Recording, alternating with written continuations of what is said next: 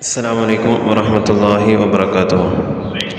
നമ്മളൊക്കെ ധാരാളം തക്ബീറുകൾ ചൊല്ലാറുണ്ടല്ലോ. അല്ലാഹു അക്ബർ തുടങ്ങുന്ന തക്ബീറുകൾ. ഈ തക്ബീറിൻ്റെ ഒക്കെ അർത്ഥം എന്താണെന്ന് ചോദിച്ചാൽ നമ്മൾ പറയും അല്ലാഹു വലിയവനാണ് എന്നുള്ളതാണ് അതിൻ്റെ അർത്ഥം നമ്മൾ പറയും. പക്ഷേ ഈ തക്ബീർ നമ്മളിങ്ങനെ അല്ലാഹു അക്ബർ എന്നിങ്ങനെ ചൊല്ലിയാൽ മാത്രം പോരാ. ആ തക്ബീർ നമ്മുടെ ജീവിതത്തിലേക്ക് നമ്മൾ ഏറ്റെടുക്കും കൂടി വേണം. അതെങ്ങനെയാണ് എന്നുള്ളതല്ലേ.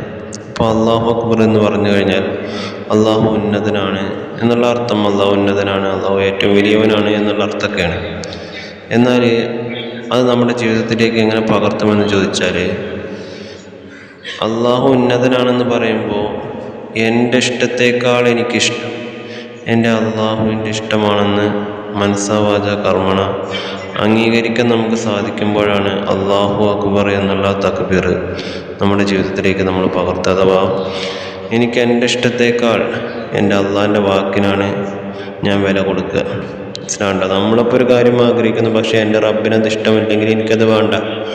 അതേപോലെ തന്നെ എൻ്റെ റബ്ബിന് ഇഷ്ടമുള്ളൊരു കാര്യം അതെനിക്ക് ഇഷ്ടമല്ലെങ്കിലും ഞാനത് ചെയ്യണം. അത്തരത്തിലുള്ളൊരു മാനസികാവസ്ഥയിലേക്ക് നമ്മൾ മാറുമ്പോഴാണ് അല്ലാഹു അക്ബർ എന്നുള്ള ആ കലിമത്ത് നമ്മുടെ ജീവിതത്തിലേക്ക് നമ്മൾ പ്രാവർത്തികമാക്കുക. അങ്ങനെയാണ് നമ്മൾ എന്ത് ചെയ്യേണ്ടത്? ഓരോ തക്ബീർ ചൊല്ലുമ്പോഴും നമ്മുടെ ജീവിതത്തിലേക്ക് നമ്മൾ പകർത്തേണ്ടത്. അല്ലാതെ അങ്ങനെ കുറേ അല്ലാഹു അക്ബർ ചൊല്ലിയ കൂലിയില്ല, പ്രതിഫലമില്ല എന്നുള്ളതല്ല. അതിൻ്റെ പരിപൂർണതയിലേക്ക് എത്തണമെങ്കിൽ നമ്മളെന്ത് ചെയ്യണം? ഇതേപോലെ നമ്മുടെ ജീവിതത്തിൽ മാറ്റം വരുത്തണം. അപ്പോഴാണ് വലിയൊരു മാറ്റം നമ്മുടെ ജീവിതത്തിലുണ്ടാകും. അത്തരത്തിൽ മാറുന്ന യഥാർത്ഥ മുവഹ്ഹിദുകളിൽ മുത്തഖീങ്ങളിൽ അല്ലാഹു നമ്മെ ഉൾപ്പെടുത്തി അനുഗ്രഹിക്കുമാറാവട്ടെ. അസ്സലാമു അലൈക്കും വറഹ്മത്തുള്ളാഹി വബറകാതുഹു.